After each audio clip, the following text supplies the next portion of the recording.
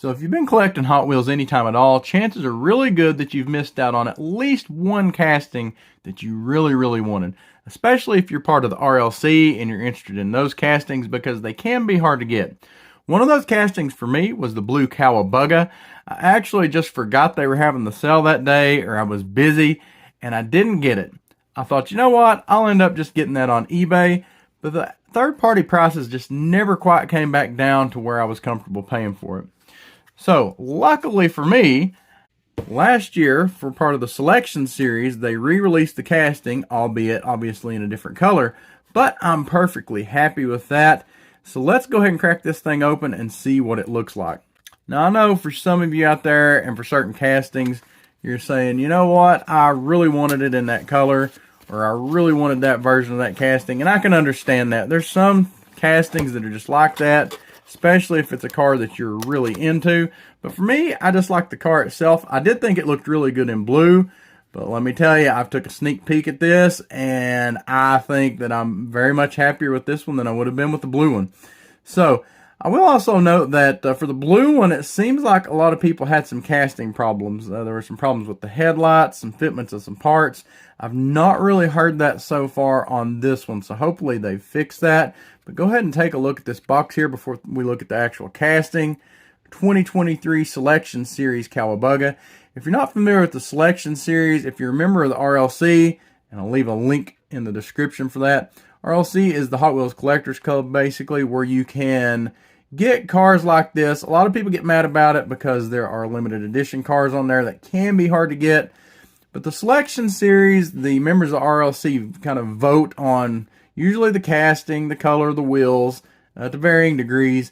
And everyone that's a member at the time of the release gets a chance to buy this. And so there's several cars like that in the RLC every year. There's club cars, selection cars.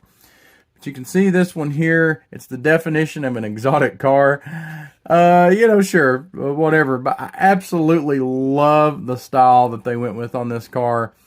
Definitely just gives me that California beach vibe. Obviously because it's got the surfboard, but just an iconic look, I think. So, without further ado, let's go ahead and crack this open and take a look at this beauty. I don't even remember what color they called this, but I expected it to be a lot more pink.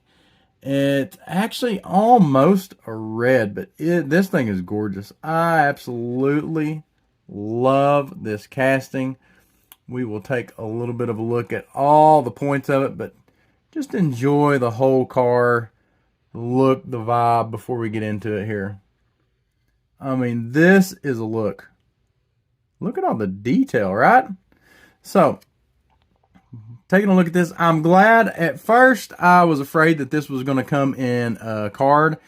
And if you know me at all, I really love my RLC cars to come in these cases here. This is my favorite way to get them. I love displaying them this way. I think it adds to the collectability. Even the art on the box is usually really nice. Look at that. I love this scene right here. That's awesome. So I was super happy that this came in the case and not on a card. Just go ahead and start at the front here. You can see the detail on the front's actually really nice. You got good headlights. You have what I think, is that a fog light on these? Is that what you'd call that? We've had a Beetle or two in the family, but they never had that. So honestly, I don't recall. Some of you probably like, yeah, man, it's a fog light.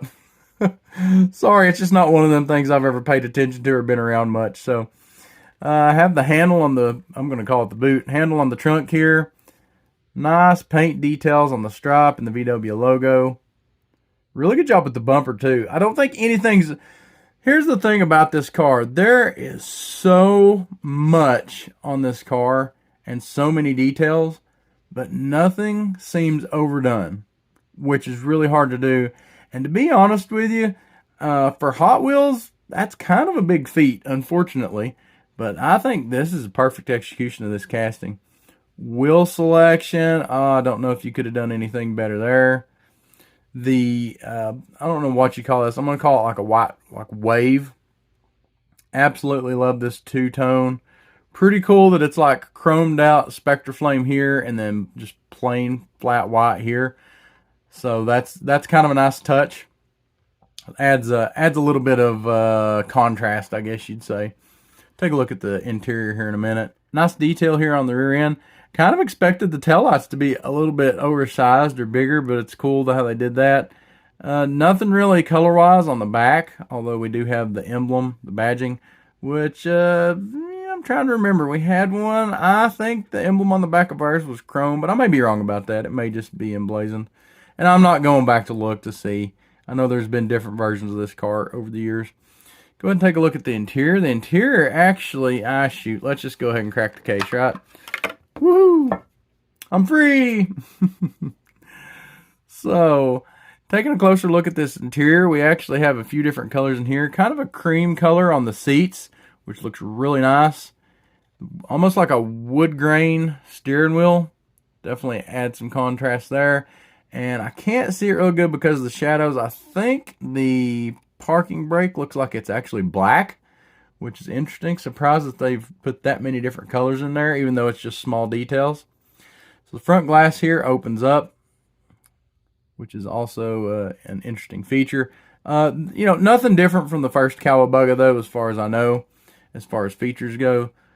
Really nice, really detailed surfboard here. Top rack, we have like a suitcase and a cooler / lunchbox. Nice, really nice color on that.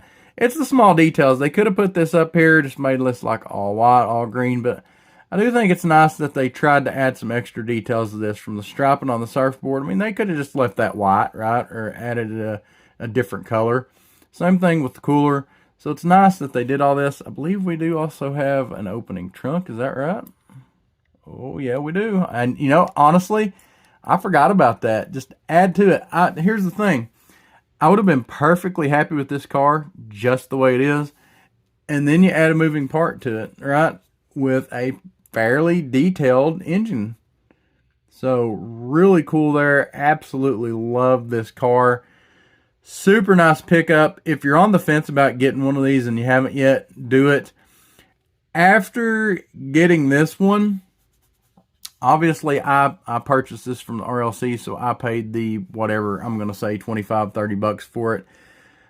This is a car that if I was going to have to buy it on eBay because I missed it, I might wait around to see if they did another one, but especially if you really like the colors, you might wait on the selections. I've not looked on eBay. I'm assuming the selections cars probably aren't going to be that crazy in price. If they are, they should go down because, everybody had an opportunity to get one. It's not limited like the blue one was. So, all that to say, if you're having to buy this off eBay and pay a little bit more price for it, if you're a Beetle fan or if you just think you're going to like this casting, go ahead and get it. I'm going to go out on a limb here and say, I know it's not JDM. And to be honest with you, I prefer, muscle cars, JDM, to a lot of the other cars. I think this is probably the most well-done RLC car that I've ever had. I've been in the RLC for 3 or 4 years, and I've purchased most of the castings. If I've not had them, I've had another one, like a different color or something. I do think this is probably the most well-done RLC car that we've ever had. Now, if you get one that's got some problems, and we've talked about that with some other RLC cars, like, tampo placement, paint problems, this one just doesn't seem to suffer from that, at least this example. So, hopefully you get one that's a good example, but I wouldn't hesitate to pay aftermarket price for this. Absolutely love it. Best RLC casting I think I've ever had. Definitely going to keep this and add this to my display. Let me know in the comments what you think. If you like this unboxing video, be sure to check out this other video that YouTube thinks you'll like up here.